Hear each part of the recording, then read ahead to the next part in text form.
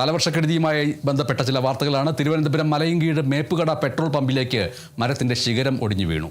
പുലർച്ചെ 3:30-ഓടെയാണ് ശിഖരം ഒടിഞ്ഞു വീണത്. പമ്പിലെ എയർ പമ്പ് ചെയ്യുന്ന മെഷീന് മുകളിലേക്ക് തൊട്ടടുത്തുള്ള മഹാഗണിയുടെ കൊമ്പ് വീഴുകയായിരുന്നു. പമ്പിന്റെ മേൽക്കൂരയ്ക്കും എയർ മെഷീനും തകരാർ സംഭവിച്ചു. ആളപായമൊന്നുമില്ല. ഇന്നലെ രാത്രി ഏകദേശം ഒരു 3:30 മണിയായി. അപ്പോൾ ഞാനിവിടെ ഇരിപ്പിട്ട് നൈറ്റ് ഇവിടെ ഇരുന്ന സമയത്ത് അതിശക്തമായ ഒരു മഴയും നല്ല മിന്നലും ഉണ്ടായിരുന്നു. ആ സമയത്ത് എന്തോ ഒരു ശബ്ദം കേട്ടു. ഞാൻ പെട്ടെന്ന് തിരിഞ്ഞു നോക്കിയ സമയത്തായിരുന്നു ഇവിടെ പുരയിടത്തുള്ള ഒരു വലിയൊരു മരം വന്ന് ഇതിൻ്റെ ഈ എയറടിക്കുന്നതിൻ്റെ പുറത്തൂടെ വന്ന് വീണ് അത് മൊത്തം താർന്നു പോയി. അപ്പോൾ അതിന് ഏകദേശം നല്ല നാശനഷ്ടം സംഭവിച്ചതാണ്.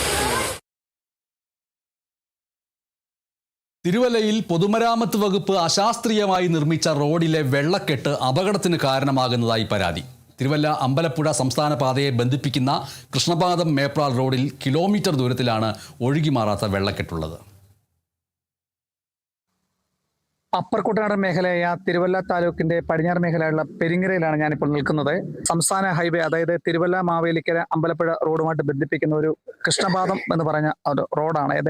ഏകദേശം നമ്മുടെ മുട്ടോളം വരുന്ന ഈ റോഡിലെ വെള്ളക്കെട്ടിന് ഇത് PW റോഡാണ്. ഒരു ശാശ്വത പരിഹാരം എന്തുകൊണ്ട് കാണാൻ കഴിഞ്ഞിട്ടില്ല. നമ്മളോടൊപ്പം ചേരുന്നത് പത്തനംതിട്ട ജില്ലാ പഞ്ചായത്തിന്റെ ഈ പെരിങ്ങര പുളിക്കി ഡിവിഷനിലുള്ള അംഗം കൂടിയായിട്ടുള്ള സാമീപ്പനാണ്.